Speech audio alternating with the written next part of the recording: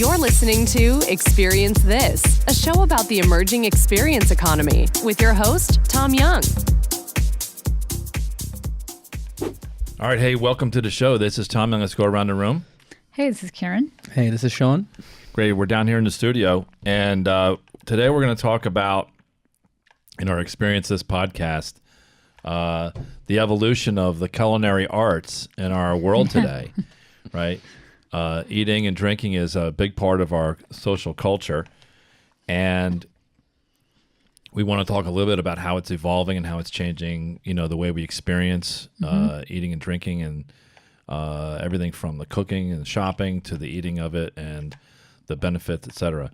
So a couple things I want to lay out here just to give people a sense of how big this market is, to give you a sense of where it might go. The grocery business in the United States is about a little over $5 trillion. So, and it makes sense. I mean, it's a big part of the economy. People need to buy things. Now, I'm sure there's a lot of things in that number that include everything that Kroger's or whoever sells things. Some of them may not be food stuff because they sell more than just food. Yeah. But it's a big multi-trillion-dollar market. The restaurant market, because think about it, everybody's got to eat. So you can go to the grocery store and buy the food, store it at your house, put it in your refrigerator, your pantry, and then you cook it, and et cetera.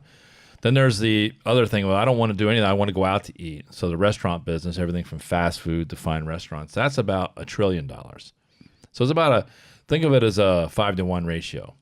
And again, that might make sense. In metropolitan areas, people probably eat out more than in middle America, where that's a once-a-week thing. And there's probably some areas where they go hunting for their own food too. Well, or grow their own food. We're going to exclude the hunting market in this analysis. And then within the restaurant business, about 20% of that business is takeout. So that's about $200 billion. And most of that's dominated by pizza. So makes sense. So you watch the TV ads, you'll see, you know, everything from Domino's to Papa John's. You used to see Pizza Hut a lot more. You don't see that a lot. Yeah. But then around here, local pizza joints are really busy, Chinese takeout, et cetera. So that's what people are mostly familiar with because it's been part of our culture and our daily lives in terms of, but these are big markets, right? Yeah. But they're also highly competitive and low margin markets. So the restaurant business is fraught with business ventures that go out, and the restaurant business is one of the highest failing businesses, right? I mean, a successful business is great. Everybody wants that. But they forget there's a lot of businesses that don't do well, that start off in the restaurant. They just can't make it. So anyway, we want to talk a little bit. You guys brought to my attention this notion of the evolving takeout market. It's almost food delivery. You know, my daughter works for Wegmans, which is one of probably the premier privately owned grocery chains based out of Rochester, New York. Yeah.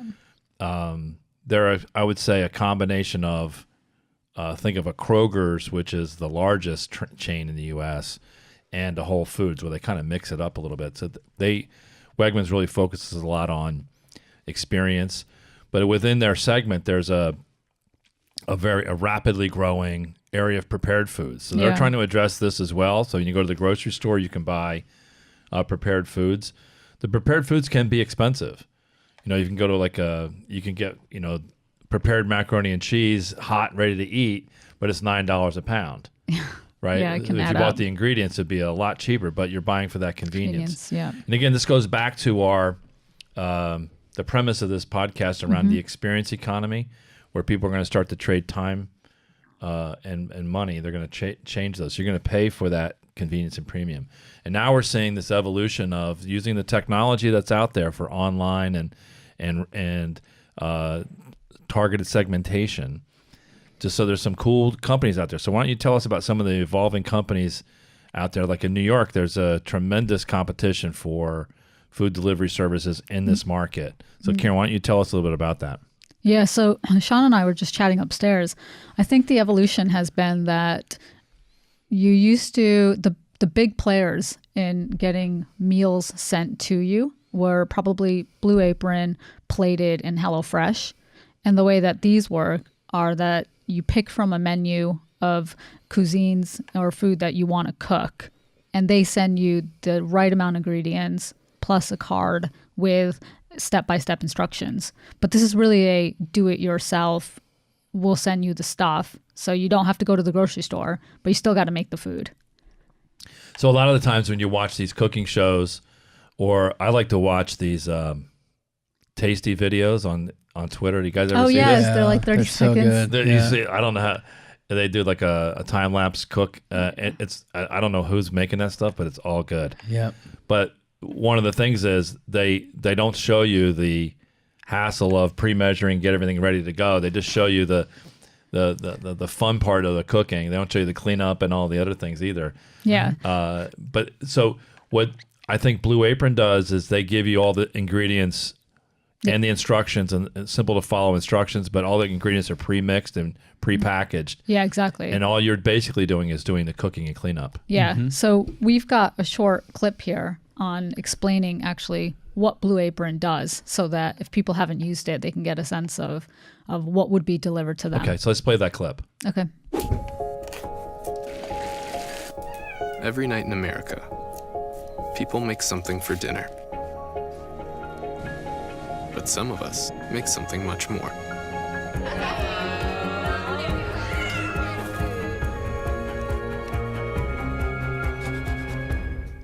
Mom would be proud.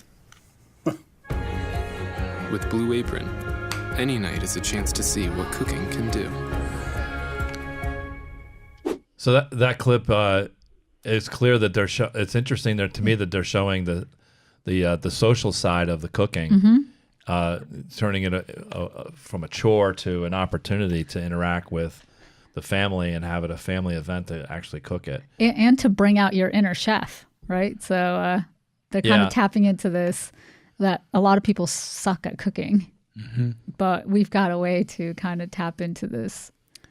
Yeah, I would probably venture to say that food prep and organization is probably a very big part of cooking. The actual cooking is probably a smaller percentage than you might imagine.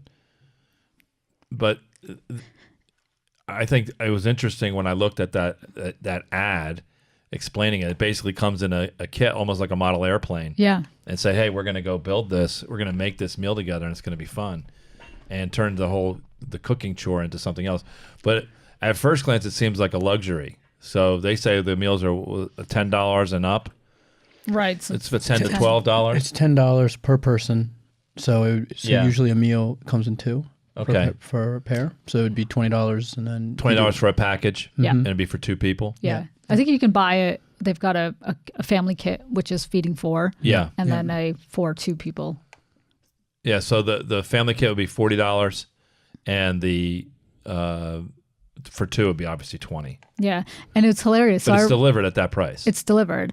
And I remember a couple of years ago. So I feel like Blue Apron was probably really popular about 2 years back.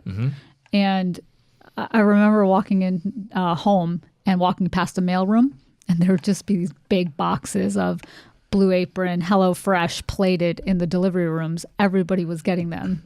Really? Have you ever done it? I actually haven't. Sean, have you done it? I've not done it. Yeah. I've not done it.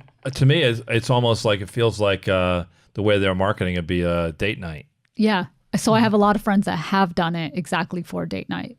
Right. Yeah, they said instead of us going out, why don't we just stay in? So if you go out to dinner in New York and say and split a bottle of wine, you're looking at $200 to $250. Probably so we actually went out. No, the places that I go to. Yeah, I know. I was going to say, it depends where you go. It depends where you but- go. I would say around 150. Right, because the wine, the cheapest you're going to get a bottle of wine is $50 Right. at a restaurant. Right. And then the dinner and tip and everything. Yeah. So I guess $150, and if you go to like a finer dining establishment, Yeah, you're going to pay for it. you're to me that's you're up to the $250 with, the classic steak dinner or a fine Italian dinner with a bottle of wine. It's just the nature of how expensive it is in New York. Now people in the Midwest may say that's nuts. It's a car payment. Yeah. But that's my experience of how much it goes. I go out a decent amount, and it's that expensive. Now, you can obviously do it in your local neighborhood for less, But what do you suppose the low price point is? Like we have some local places here in New Jersey where it's a lot of BYOB. Right. So you bring your own bottle of wine, and they'll do half price. I mean, we do some of our events at Picasso, the Cafe Picasso in Somerville. It's half price pasta, so you can get out of there for $30 for a dinner and bring your own bottle. So you're still going to spend $20 on a bottle, so $50. So this is competing with that and allowing you to do the cooking if you want to do that. Yep. I think it's just right in between of that, like people that want to like go shopping and get their own groceries, and they feel that's the best way for a healthy lifestyle versus going out to restaurants and stuff is like a happy medium. So Sean, you think it's a desire for health versus utility? It's both. I think it's both. Yeah. They're targeting both markets there. Yeah. And going off of that, it's now different companies have come even more specifically focused on certain markets, like the fitness industry. That's where like Eat Clean Bro comes in, where it's prepackaged meals specific for a diet that you're following, or specific for weight loss, or specific for something. And in that case, it's not even, you don't even need to do the cooking. So it's taking one step further. That's actually one of the hard parts of dieting is sticking to it. Yep. And there are some companies out there that will focus on certain diet regimens. Yep. And make it easy for you to follow that. So I know the industry, like Weight Watchers, will sell you, a month's worth of food. I'm not sure if it's any good, but it feels like you're eating a lot of frozen foods. Probably. But the success for these guys come if you're able to lose weight and stick with it, and the easiest way to do that is to make it as easy as possible for you. Mm-hmm. So if it just comes down to you just having to order food that comes to you, that's all you have to do is heat up and eat. It's just higher chances of success, which is what they're looking for. Right. Versus if you have to start cooking, or if they just give you a diet and you're expected to follow it, that's, I feel, the least chance of success. So if we think of Blue Apron today, do you still see the same level of boxes, or was this a fad a couple of years ago in New York? So it's been very public in the press lately that Blue Apron is struggling with repeat customers.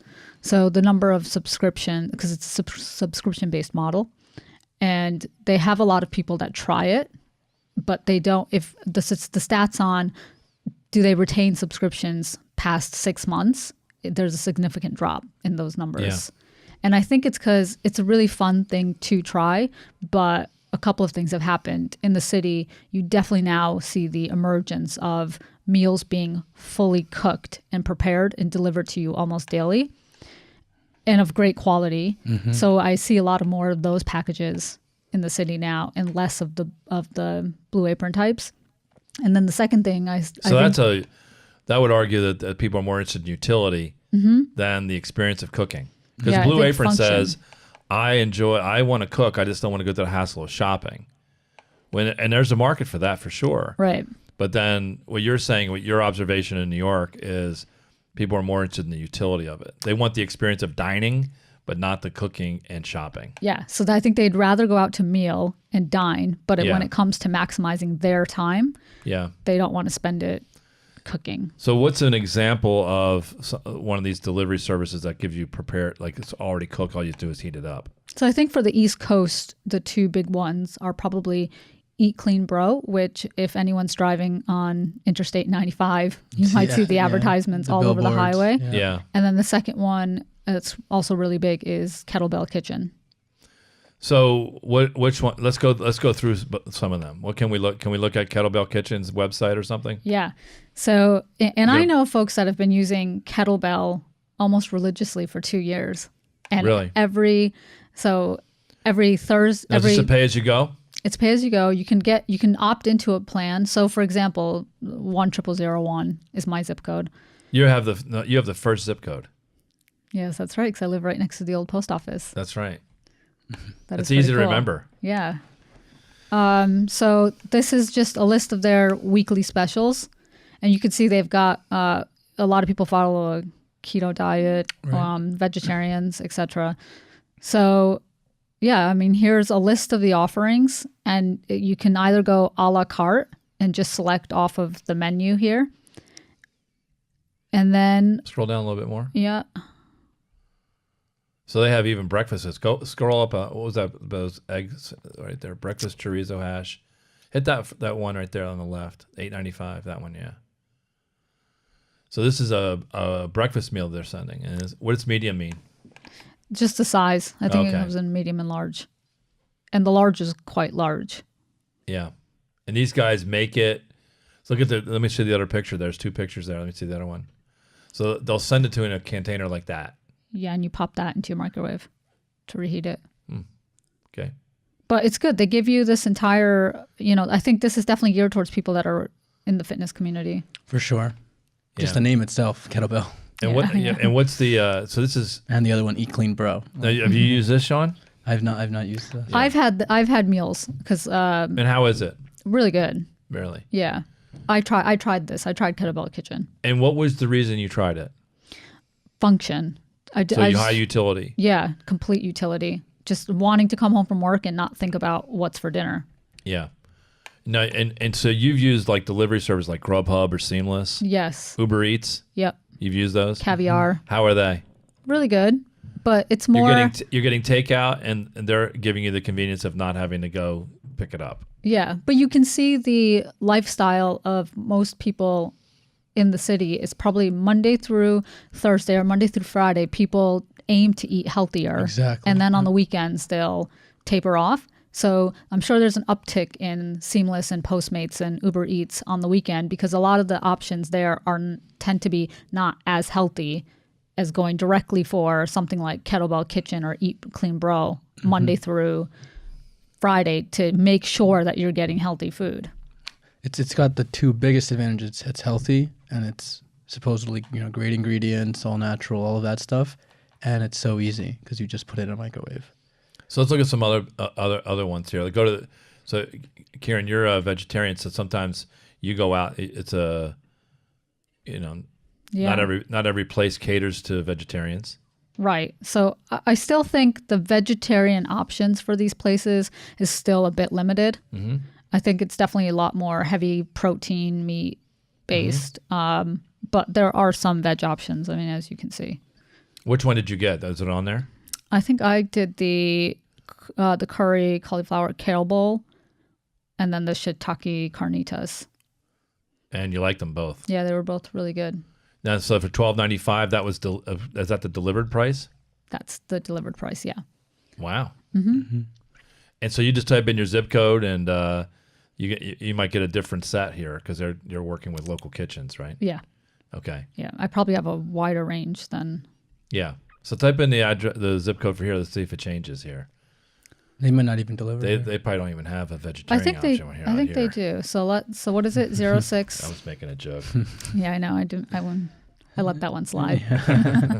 06 08876. 08776. No, 88 Sorry, one more. 08876. Okay. Let's see what comes up. So they have vegetarian.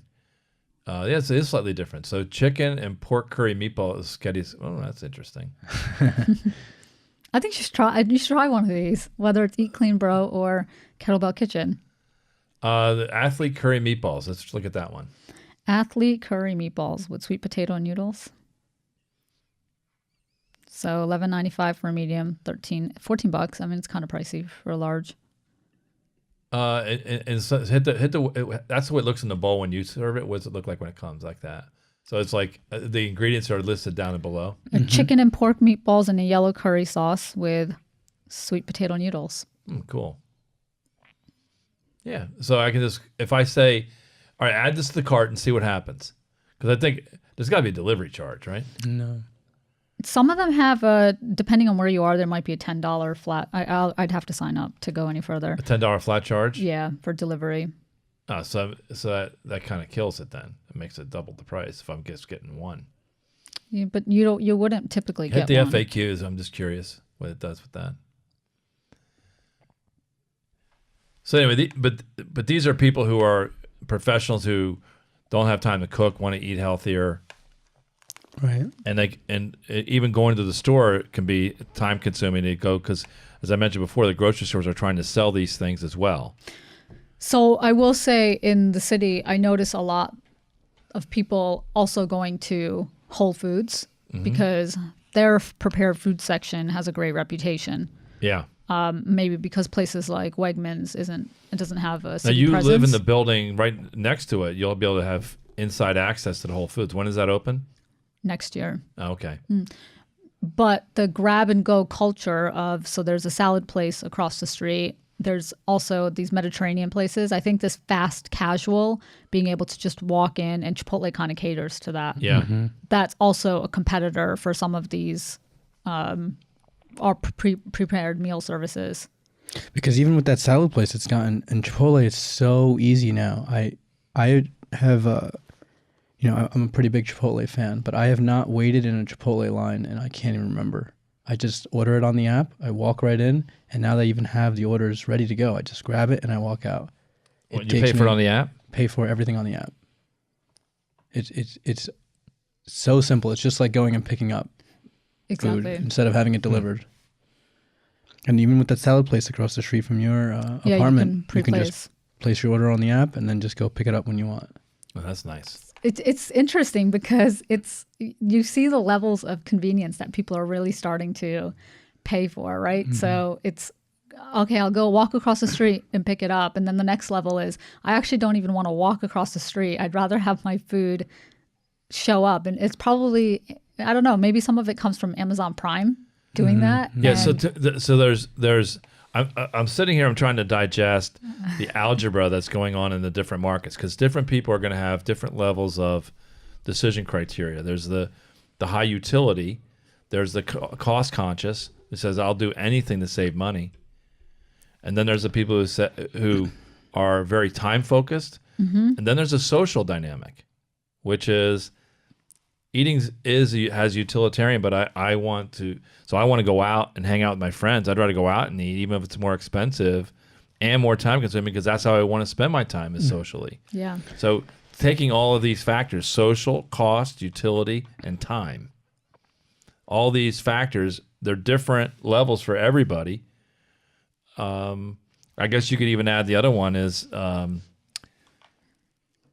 I think convenience gets into the time notion, but I was really trying to get at the notion of making it easy for you to stick to a certain regimen. That was So I don't know how that would fit, because that's not one of the four. It's slightly different. It could be discipline. So discipline, time, Yeah. money, utility. I guess it's part of the utility algebra. But anyway, just thinking about how these markets are evolving, because these are not small business markets. These have huge opportunities for people. As our society grows and starts to value their time more, they're going to start to change the way that they buy and consume food. So just something interesting, just even the dynamic of this, where we're almost kind of trying to persuade you. I was looking at some studies earlier on this kind of market with of ordering food, and there was two metrics they studied: annual income, and so relative willingness to pay based on annual income, and relative willingness based on age. And so it's just as you expected. There's a 30% higher chance if you're making 150K or more versus negative 30 compared to the mean if you're making less than 50K. So a lot of it is geared towards people with a little more money. Right. And the age is almost negative 30% for anyone that's 55 and older. And as I was reading that, because I thought this was interesting, so it's much more primarily focused around 18 to 44. The biggest actually market was 35 to 44 age group. Yeah, Probably a higher disposable well, it's people income. with kids. Yeah. It's also people with Exactly. kids who you know, because a lot of these meals that I saw up on the screen you showed are not meals that you could probably get a 8-year-old to eat. Yeah. And that age group is probably fitting right in the middle of just young enough to embrace Right. this and have So money. parents that are trying to cater to, kids, teenagers are saying, I don't have the time to do all this stuff to make this easy, but I want to eat better. Yeah, I got it. Exactly. Yeah, that makes sense. So that's why that demographic is there.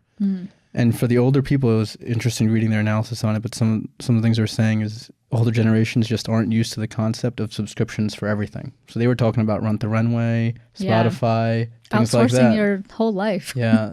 Yeah. You're not subscription model ready yet. Yeah, That's probably I'm true, probably too. at the bottom of that category. Yeah. I'm probably more of an early adopter of some of these new concepts. I'm Yeah. willing to try certain things, but I also get set in my ways, and this kind of breaks that. And I have this this vision of me buying this stuff, sitting in the refrigerator, and then throwing it away. Yeah. So you got to be pretty disciplined on not only ordering it, but then actually eating it once it comes in. Because if you have a dynamic schedule, it makes it hard. So like in New York City, you have so many options. Like right then, I can get something and act on it right away. Whereas I think in the suburbs, it requires a little more planning. And sometimes it's like people who I've heard of people that are much more crazy about the fitness, that have set goals. They'll do this and they won't go grocery shopping for anything else. They don't want like any potato chips or any other snacks lying around. They want to just stick to this diet. So they'll just order the food, and then they'll get to save all the time from going to the grocery store, buying anything else, because this is all you need, breakfast, lunch, dinner. They don't want candy in the house. Exactly. No potato chips. Well, women that are getting ready for their weddings, this is a very popular plan to be on. Yeah. For 1 or 2 months, you're just hyper-focused. Yeah. You don't want to wait till you get fat till after you get married. I'm sorry. Did I say that out loud? I have to filter that. We didn't hear that. All right. So we have one more website or video you're going to show. This was the eClean Bro. Now, these guys are advertising all over northern New Jersey. And I guess they're a New Jersey-based company. They operate in Pennsylvania, New York, and New Jersey. Yep. And we watched the video. So let's play this quick video of just them laying out their business model. Let's talk a little bit about that. Sure. We go through a text message system. They'll send it to all our clients, telling them, hey, this is Bruno with eClean Bro, and I'll be leaving our Freehold facility. We explain everything to them. We have the 1-800, the customer service number. So there's clients that know me by first name basis. Same thing with our other drivers. So it's a personal experience. You get your order in by 11:59 the night before. You'll receive your meals the next day. Each morning, 20 vans are loaded with fresh, customized meals and are delivered throughout New Jersey, New York, and Pennsylvania. So in that clip, they talk. It's a high touch service where you're interacting with the people, and of all the ones that I've seen, this one probably appeals to me, being older, because I'm not that old, but even people who are even older remember the days of the milkman. Yeah. Right, where milk was delivered to your house, and you had a container out in front of your house, and people knew their milkman. And when I was growing up and I was a kid, I remember visiting my grandparents and aunts and uncles out in western Pennsylvania, outside of Pittsburgh, and Mr. Poston was the milkman, and he was a friend of the family, and he drove a milk truck, and all the kids knew him, and we would see him in the holidays. But he delivered that one staple. And so now this eClean Bro gave me the same sense of the drivers are on the same routes, connecting with the customers on the same, so they know them by name. And this would definitely cater to the older crowd who either are unable or unwilling to cook when they get in their senior years. It actually would be interesting if they, developed kind of a community board around this, so that people that are part of their service could connect with each other, maybe in the 55 plus or 60 plus market. Yeah. As a social component wrapped around it, because obviously a younger demographic probably is doing this just to get in shape, get their meals, maximize their time. But there could be a whole social piece, even though it's prepared. It's like going to a restaurant and eating alone, but I don't know, maybe discussing the meals or some aspect. There was a service group called Meals on Wheels, and they would deliver meals to people who were elderly, sick and infirmed, whatever, and it needed home delivery of food, and they didn't want to, always eat takeout pizza or frozen food, so they would bring prepared meals. A lot of church groups got involved in doing that, but this is sort of the commercial version of that. Yeah. Using the technology that we have today that we probably didn't have 30, 40 years ago, where you can go and you can customize, because they don't just do it one size fits all. They will customize some of the stuff, and it's cooked the same day and delivered. Yeah. I think it's been great because if 10 years back, 15 years back, when you thought about takeout, pizza was probably the first thing that came to mind. And it's really cool that now you can actually get healthy options delivered to you, and it's pizza, not Chinese food. Yeah, those were probably the usual suspects. Yeah. Pizza and Chinese. I like pizza and I like Chinese food. They're both great. Yeah. I don't know what's in them. I think it's MSG is in Chinese. It makes you order it again. But I try to avoid those things because I know they're not good for you, and I probably limit it to the weekends. But I'm on my third or fourth week without pizza. Oh. And I haven't had Chinese in over a month. So I used to be like doing it every week. None of that's profitable. It is good stuff, though. I'm 2 days from pizza. Really? Yeah. But that's the weekend just took place. Yeah. Yeah. Well, it's it's nothing wrong with pizza. I mean, at $1 a slice or $2, it's probably up to $2 or $3 a slice now, actually. Yeah. But yeah, it's great. Yeah, $1 slice in the 1970s. They still have them in New York. Yeah, $1 it's slices. crappy pizza. 99-cent slice. It's not so bad. Yeah. The bacon chicken ranch pizza, which is like the best pizza ever, is much more than that. Yeah. So anyway, Kieran just cringed as her vegetarian palate rejected that suggestion. Okay, well, this is pretty interesting. To me, of all these ones, as the old guy, I like the Eat Clean Bro. Would you be willing to try it? Yeah, I'll try it. Did the name turn you off at all? Yeah. Yes. I thought It did, right? I did not like this name. I'm surprised that they stuck with it. I don't like the name. But it's memorable, I though. like the principals that were interviewed in the longer video segment that we watched. Right. And to me, the reason I liked it is because although they didn't say it, I'm saying it. It kind of reminded me of the Milkman. So you like it for other nostalgic reasons. I think that's right. I like it for the nostalgic reasons. Now, I'm going to do it just to test it out. But I would tell you, I mean, as you get older, there's to me the social component is an important one. So like, I have people who, you know, the pool guy was here today. Yeah. Right. I know him by name. And there's some familiarity with that, like to talk to him. Hey, what's going on? It's part of the so I could switch pool companies, maybe save a nickel, or get somebody who's got an app that makes it easier for me to interact. But I know these guys. Yeah. Right. I know the guy who does the landscape and cuts the lawn, and I could go probably get somebody else to do it for $10 cheaper. But I know him. I can text him.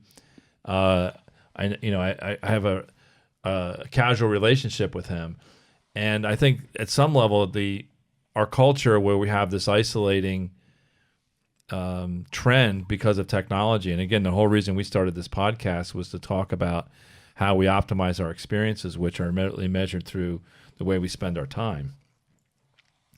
The sense of community gets lost with over digitization because it isolates us. And so the issue is, how do we use the technology? And in this case, if I'm going to be getting takeout anyway or ordering food online, what I liked about the Eat Clean Bro is that there's potentially a social potential based on what I saw. So I'll try it out and see if I like the menu choices and get a few things. And then my daughter Sarah and I'll get her to try it too, and we'll do a few things. Yeah. So cool to hear. You guys going to try it? What do you guys like the best? I like Kettlebell, so I'll probably give that another go, maybe. Same. Yeah. That one looked most interesting. Why'd you like Kettlebell? Because of the health side of it, or the menu choices? This sounds really, I don't even know if it's a fair statement, but I kind of also really like their branding. Yeah. It does look very clean very and awesome. Professional, clean. But see, this is why marketing is really good. Because I think there's a whole generation that loves products just based on the experience of buying that product on the website. No, it is a clean brand. I mean, I like that brand as well. But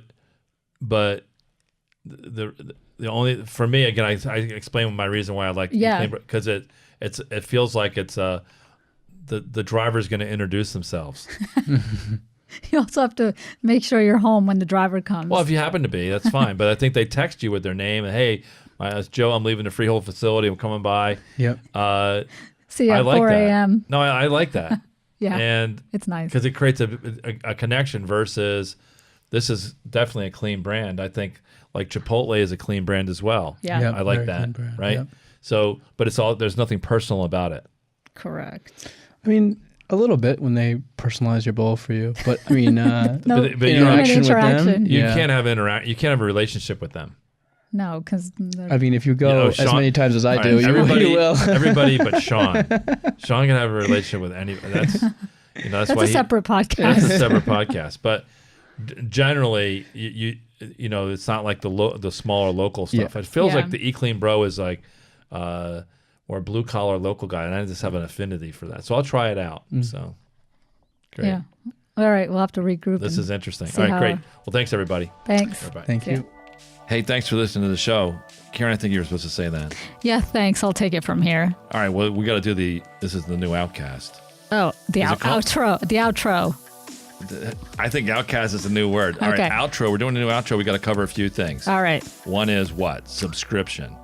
Do you subscribe through? We want people to subscribe to this, not just listen to it occasionally. Okay, yeah. Check The us out. second thing is nothing's better than what? A 5-star rating. Always 5 stars. Got to give us the 5 stars because we get better search outcomes. Mm-hmm. And the last thing is comments.